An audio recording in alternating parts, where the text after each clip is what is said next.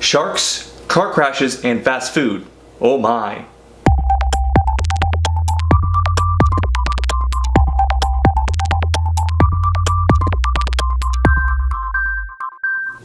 Welcome to the first video in my Here's Something Interesting series.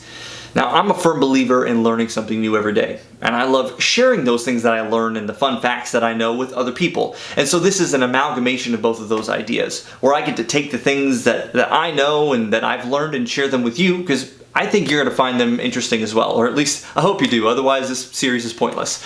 So today I want to talk about how the psychology of assessing risk and why humans are just so bad at it. There's a lot of factors that go into this, but today I want to talk about two in particular. First being how dramatic an event is, and the second being the immediacy of that event. So first, the more dramatic, the more visceral, the more emotional an event or experience, the more risky it seems to us as humans. Let's take an example. Sharks. Shark attacks. They don't really happen all that often, and fatalities from shark attacks happen even less often than that. Yet we as humans are terrified of them, because whenever they do happen, guess what? Headline news everywhere, shark attacks, and we can't get away from it regardless of where it happens in the world. And so it's just reinforcing that fear over and over again.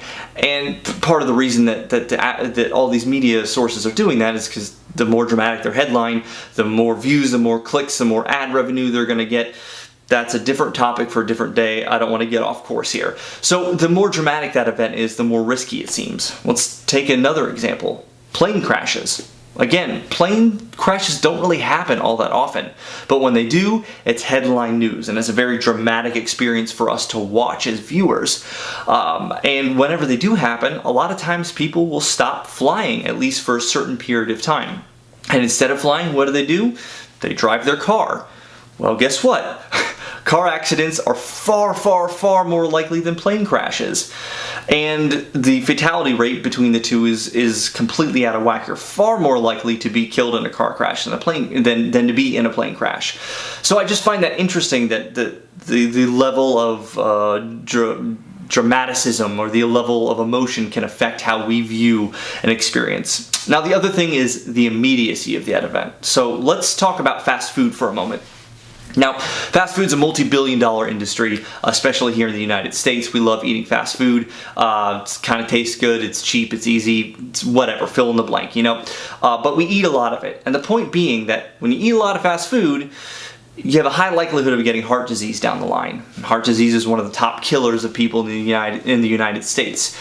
But when things happen slowly over time, a little bit fast food, a little bit of fast food, a little bit of fast food, and then decades later that leads to heart disease, that's not really going to affect our behavior. It's not going to stop us from eating fast food because it hasn't.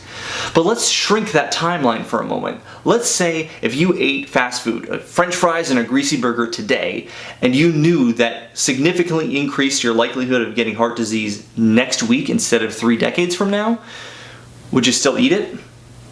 How would you view fast food? Would your perceptions of that whole thing change? See, I find this interesting, how the human brain works in the way that we view different experiences based upon so many different factors.